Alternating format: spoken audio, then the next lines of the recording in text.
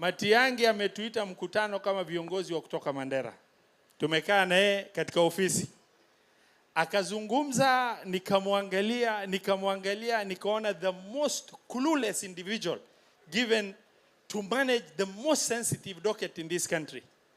Dado angekuwa hapa atawaambia, nikawaambia, you speak like somebody gifted with thickness, and to manage such a sensitive docket, I have no time to engage with you.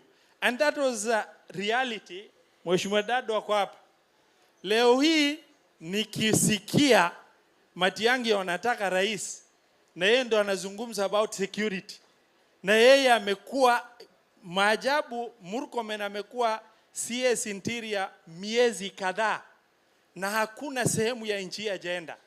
Wakati tulikuwa tunazungumza na Matiang'i 3 years in office, hajawahi kufika Mandera, na alikuwa anajaribu kuzungumza Mandera from the rumors he is fed in the offices by others.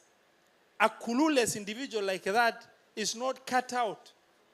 In our culture, cannot be trusted to look after the goats, forget about running a country. Akiwa mtu kama huyu anasimama na kusema wa Kenya, a place he has never been, aseme wa Kenya wamepewa vipande, sasa wahalifu watakuwa wengi.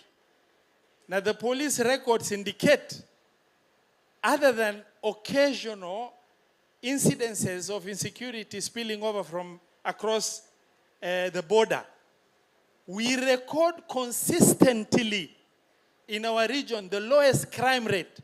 IG yako hapa. Mimi nataka kumwambia, kwa sababu I said before, if you are gifted with thickness, you will be devoid of information, and you are likely to make silly statements in public as you have done before. I want him to pick police